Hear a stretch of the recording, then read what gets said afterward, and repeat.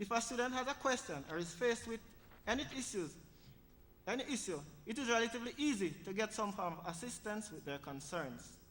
Lecturers like Mr. Dare made it clear in no uncertain terms from our very first class that if one deserved to pass, one will pass, but if one did not put in the work, one will fail. Mediocrity just would not do. That sent a strong message to us from day one about the standard at which we would need to perform. Ladies and gentlemen, I don't want you to believe that our experience was filled with only academic work. I can fondly recall my classmates who carried their dominoes daily like a preacher carries his Bible, and their scorebooks to keep tally of who garnered and gave the most sixes. Our many sporting events, both interfaculty and intercollegiate, were aptly promoted to ensure we had a balanced experience. To our CMI sportsmen and women, we want to commend you for the efforts in representing the student population as well as you did. Ladies and gentlemen, in this moment, I pause to acknowledge and commend our part-time students for their tenacity and resilience in pursuing a higher education. Ladies and gentlemen, we're talking about students who are pulling 12 to 15-hour days all through their 4 years of study, while simultaneously dealing with personal and family issues. Respect my colleagues, and congratulations as we share the blessing of today's experience.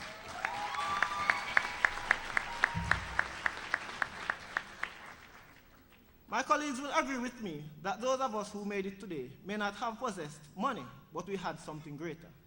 We possessed ambition, a vision coupled with a burning desire to do well, to build a career based on smart work and sacrifices.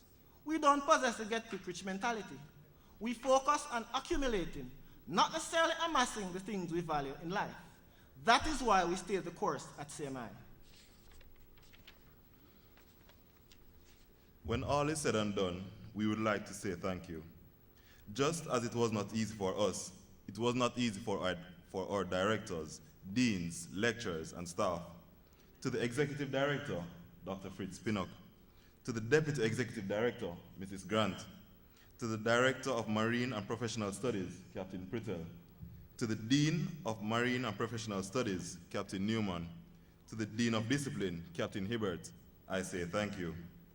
Ladies and gentlemen, without these 5 persons, we would not be where we are today. To all our lecturers, we say thank you for those long days, sometimes weeks, spent marking exam papers and preparing upcoming lectures and assignments. To the ancillary staff, to Ms. Dottie, for those long days you had to spend by ghetto, we say thank you. A special thank you goes to the kitchen staff, as without you, many of our days would have ended miserably. To Captain Helps, from whom we would get great reprimands if we were 5 minutes late for his lectures, but soon learned on our first 6 months at sea that if we went ashore and were 5 minutes late in getting back, your vessel would have sailed without you. We say thank you.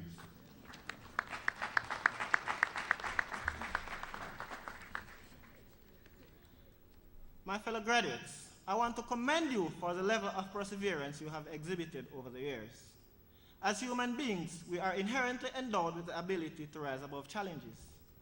In Jamaica's Jubilee year of independence, and as people of the Caribbean, the spirit of greatness runs in all of our veins and makes us a great people, and therefore there are no challenges that are insurmountable. As a great people, let us realize that we have a social responsibility to play our part in helping our chain of islands to achieve its full potential. As you go out there in the field of work or to pursue further studies, remember, having the right attitude is fundamental to achieving success. Remember, you're ambassadors for your school, your community, and your country. And by virtue of this, your behavior should be consistent with the very principles that have guided you through the years. Your values will be challenged. Your patience will be tested. But I implore you to hold steadfast to what you believe in. Continue to strive for excellence in your different endeavors, while being cognizant that excellence is not just a single achievement of greatness, but rather the consistent attainment of predefined goals. To my colleague officer candidates, through our education, we realize that we are not powerless, that our choices will take us to certain goals. Educated individuals are encouraged to ask, why am I here? Is there more? But best of all, educated people know that there is so much we do not know. I will agree that there were some real hard times spent at CMI. Of course, there were struggles, hard times, difficulties, trying to balance studying with Navy training, drills, and physical training. Let's face it, struggles were, are, and will always be a part of our lives, as long as we continue on our search for knowledge and personal excellence wherever we go. I am sure I am not alone when I say I am proud of my development having been to CMI. And as such, I charge you not to end your studies here, but to move forward. Try to learn something new every day. Do further studies, whether mine-related or not. We are all young graduates with the world as our playground. The average person uses only a quarter of his brain capacity. Let us, the officer candidates and graduates of 2012, try to surpass that. Most of us have seen the movie Forrest Gump. Every time Forrest reached his goal, he looked around and realized everyone had followed him. Those following him could not imagine that he was doing something just for the sake of doing it. They wanted it because he wanted it. Let us not be among the group of followers. Let us strive to be Forrest. Let us strive to be good leaders, leaders of honor. I encourage us all to look inside for our own uniqueness and remind you and myself never to ignore our inner Forrest Gump. Peter Drucker asserts, and I quote, "Leadership is lifting a person's vision to higher heights, the raising of a person's performance to a higher standard, the building of a personality beyond its normal limitations," end quote. I would like to concur with the assertion by Ralph Nadeau that the function of leadership is to produce more leaders, not followers. I say with pride and conviction to the leaders of Caribbean Maritime Institute, in the 2012 class of officer candidates, you have created leaders, not followers. To my colleagues, I say well done, and I lift a salute.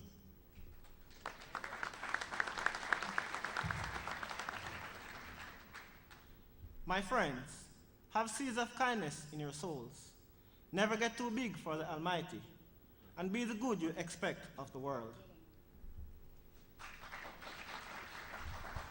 Live well, love plenty, be responsible, keep the flame of greatness ever burning, always have the passion for knowledge.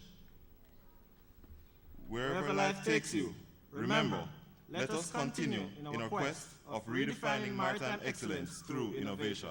We thank you.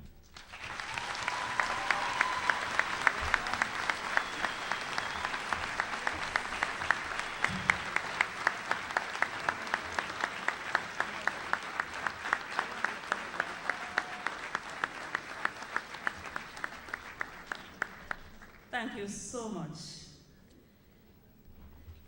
And those of us in here this evening who want the definition of the word synergy, that was your dictionary, this valedictory address. Thank you, gentlemen. And in the spirit of continuing to redefine maritime excellence through innovation, we want to symbolically acknowledge that there is a group who is left behind, well, several groups left behind. And so we are going to ask Captain Chin from the graduating class to come and stand on the lower platform here. And we are going to invite Mr. Gervan Whittle, who is our current Students' Union president, to accept from this outgoing member, well, this CMI alumnus, yes, the helm as he leads those behind to equal excellence. So it's a take and shake, gentlemen, and an acknowledgement that where there's a past, there's a future. A round of applause, ladies and gentlemen.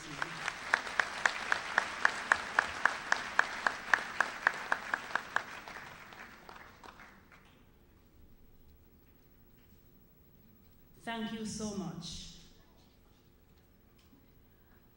At this juncture, I'm going to invite our executive director to just tell you one sentence, and that's that this graduation is officially over. And then we're going to stand for the singing of Jamaica's the playing of Jamaica's national anthem. And I invite you to acknowledge that we do the recessional before anyone else apart from the officials move. And we recess in the opposite order that we processed. Can I say that? The executive director will lead his party off.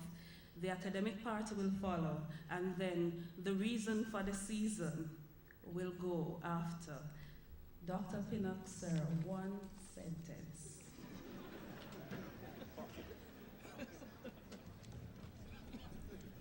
This graduation is now officially over. You may leave your tithes and offering at the end of the day.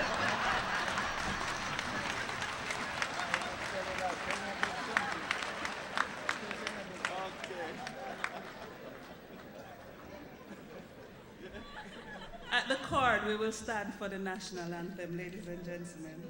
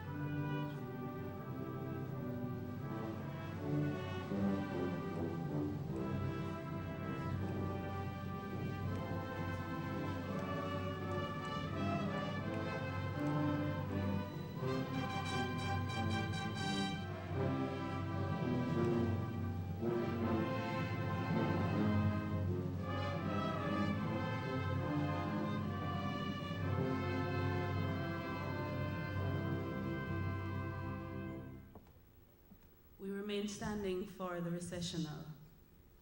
The executive director, the academic, and then our students. And we acknowledge and give thanks for the music again as we go.